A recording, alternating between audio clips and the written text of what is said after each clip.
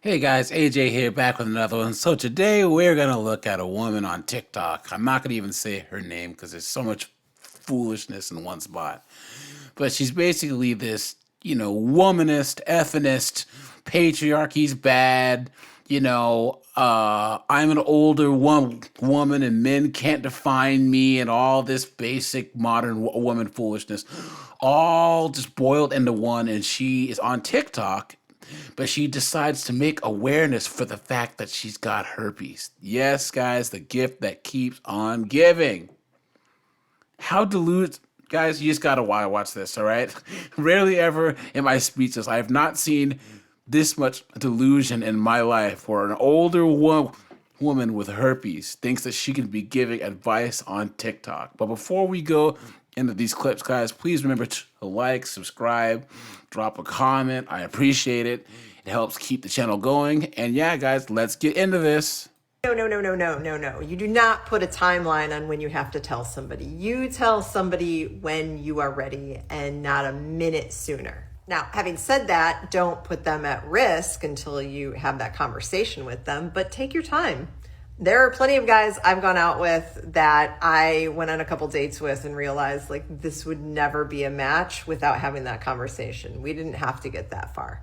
And especially since it seems like you're still trying to wrap your head around this, chances are that even if the person doesn't want to stay with you for other reasons, you'll probably try to throw the blame back on this.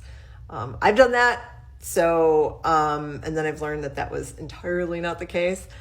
So maybe I'm projecting, but really like nobody is entitled to your business until you're ready to share it. And I don't care if it's with herpes or anything else, family issues, whatever. Delusion, guys, pure delusion. You hear that? She's saying that you can disclose when you have herpes on your own timeline.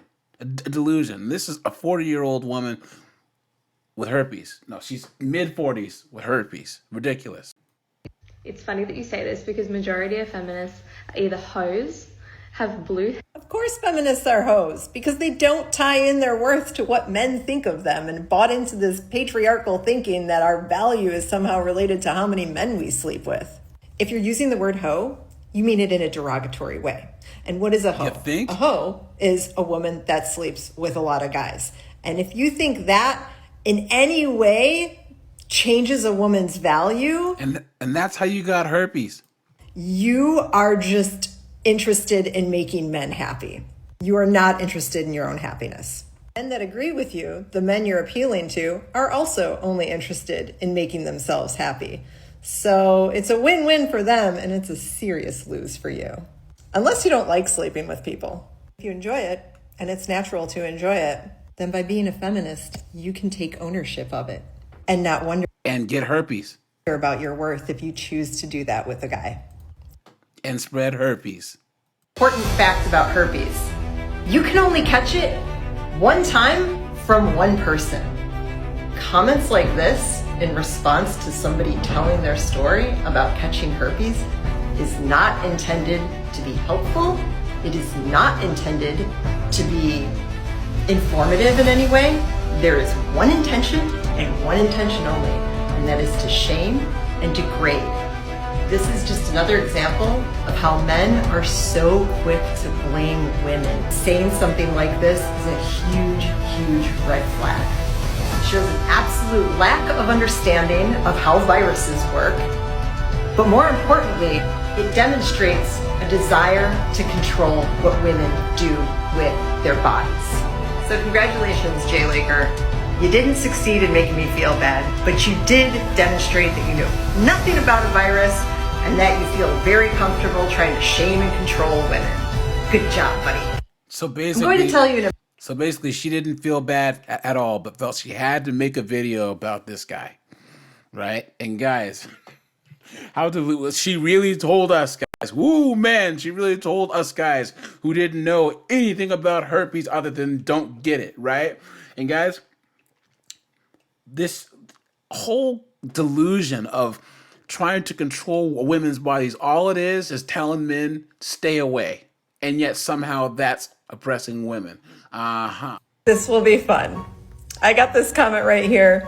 You don't know you're damaged goods. First of all, you're. But let's just say, for the sake of argument, I don't know. I'm actually damaged goods, but I don't know it. Now what? Now what happens? See, the problem with you men, not all men, but men like this, is that somehow you've been convinced that you are so important, you think that you need to take the time to write stuff like this and it will actually have an impact. But the impact that it has on me, and the impact that this kind of language has had on a lot of women, is that we think, oh, you're Women who have herpes. someone I want to avoid. And thus is the reason why there's more and more lonely men. Because you guys are not adapting. And I mean, I get it. Adapting to women who have herpes.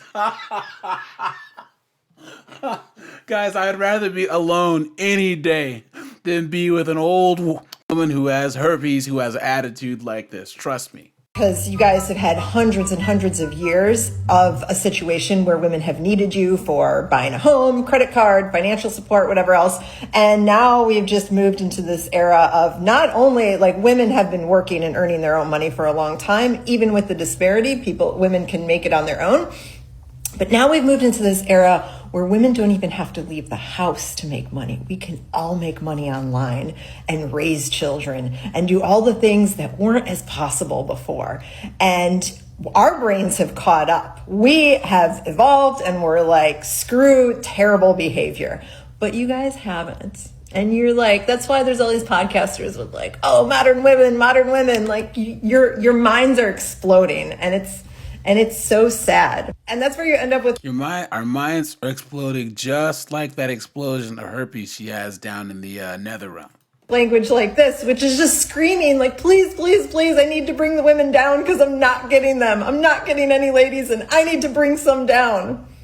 Like, I don't care if you think I'm damaged goods or not. And women shouldn't think if any guy thinks they're damaged goods, because they can just move on to the next one. Here's the mind fuck here that you guys really just can't seem to understand. We know that you guys need and want us more than we need and want you. Yeah, because they're the ones that keep the roads maintained. They're the ones that keep the power grid going. They're the ones that drive the trucks. They're the ones that built the dams, built the skyscrapers.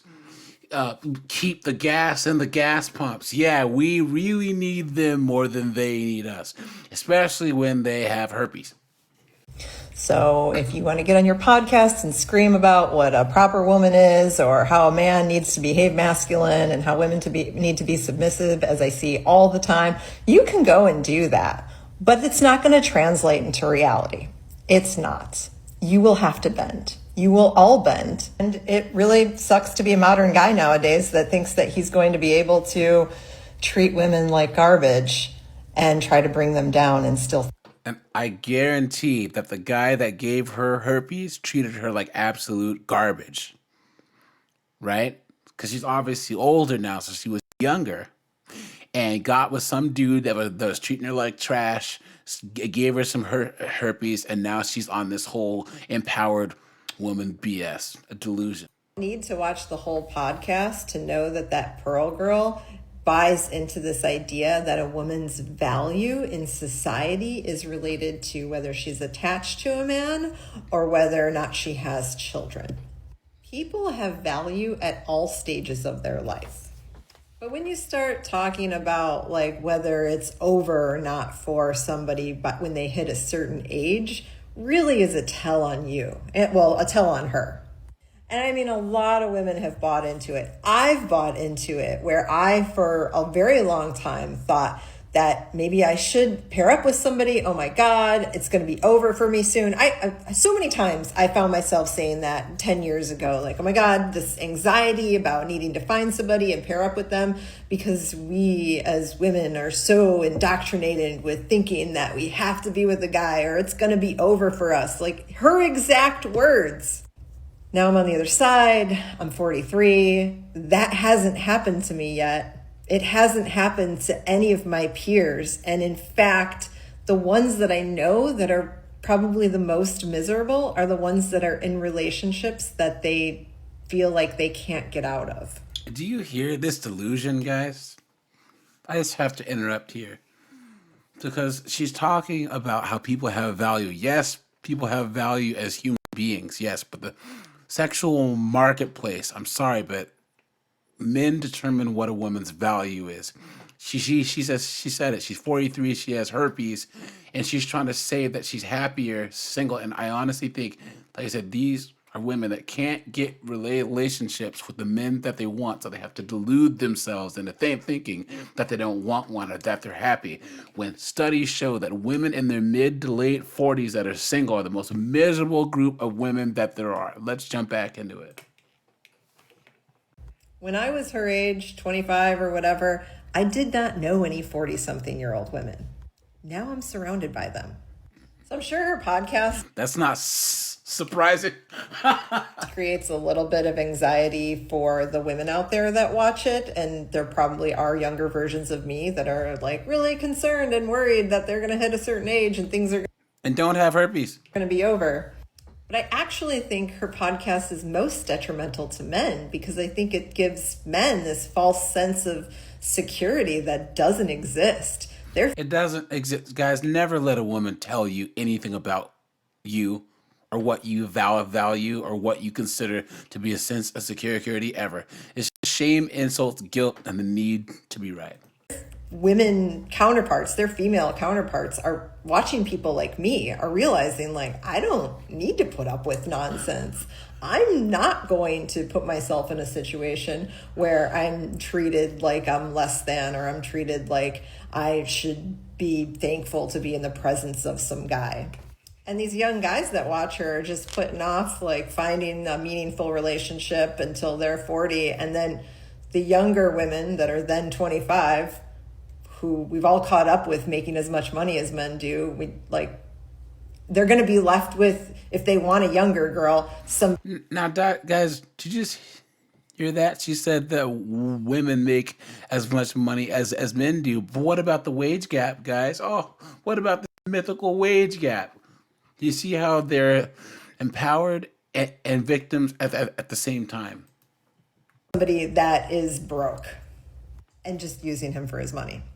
And to add to that, I mean, I do see my male friends that are dealing with that, where if they have a lot of money, are suspicious of the younger women that they date as to whether or not do they really like me or are they just dating me for my money. The thinking is old. Her mindset is old. It doesn't apply to reality anymore. And I feel sad for anyone that follows. Says the older, miserable woman on TikTok with herpes. Guys, don't listen to anything this woman has to say.